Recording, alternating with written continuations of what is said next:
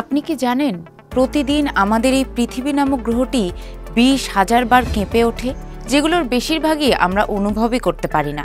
কিছু শহর আছে যেখানে মাটির এই নড়ে ওঠা মুহূর্তেই রূপ নিতে পারে ভয়াবহ দুর্যোগে।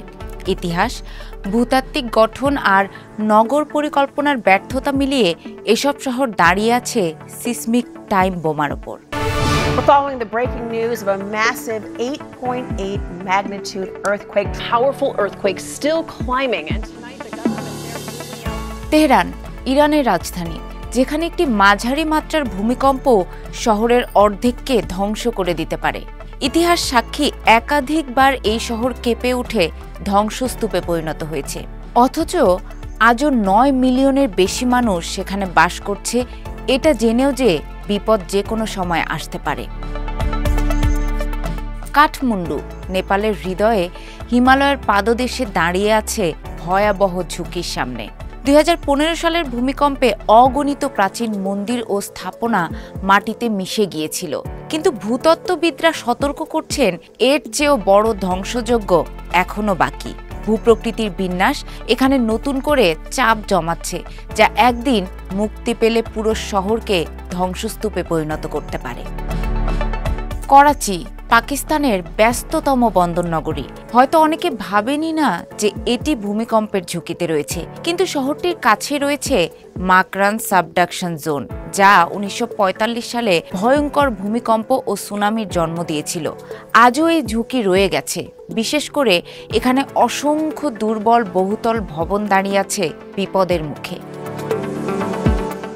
জাপানের মেগাসিটি টোকিও 3টি টেকটনিক প্লেটের সঙ্গমস্থলে দাঁড়িয়ে। 1923 সালের গ্রেট কান্তো ভূমিকম্পে 1,40,000 মানুষের প্রাণহানির স্মৃতি আজও তাজা সেখানে। তবুও টোকিও শহর কিন্তু ভেঙে পড়েনি, কারণ তারা শিখেছে ভূমিকম্পের সঙ্গে সহাবস্থান। Flexible foundation, shock absorber, base isolator, ইস্পাতের ক্রস বেস কাঠামো আর হালকা ও নমনীয় নকশার ভবন, এসব প্রযুক্তি টোকিওকে প্রতিদিনের কম্পনেও দাঁড়িয়ে থাকতে শিখিয়েছে।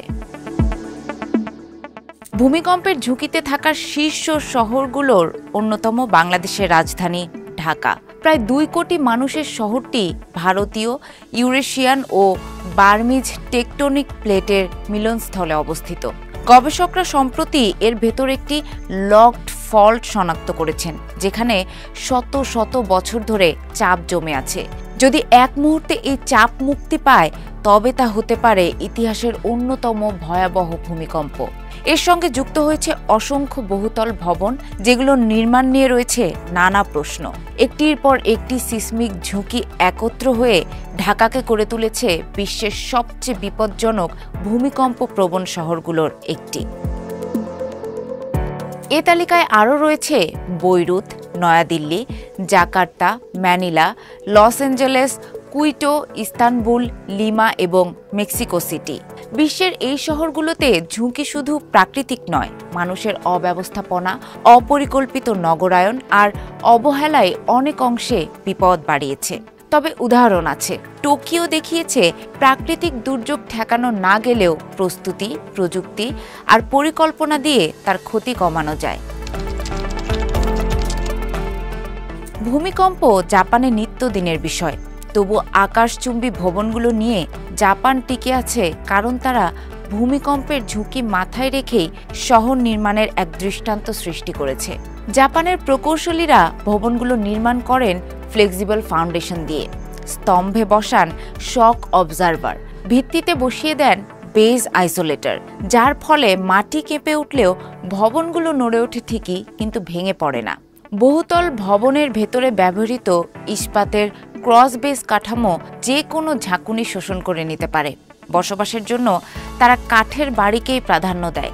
কাঠের বাড়িগুলো নির্মাণ করা হয় খুব হালকা এবং নমনীয়ভাবে, যার ফলে ভূমিকম্পে যেখানে বিশ্বের বড় বড় শহরগুলো ধ্বংসস্তূপ হয়ে যায়, সেখানে জাপান প্রতিনিয়ত ভূমিকম্পের সঙ্গে সন্ধি করেই টিকে আছে।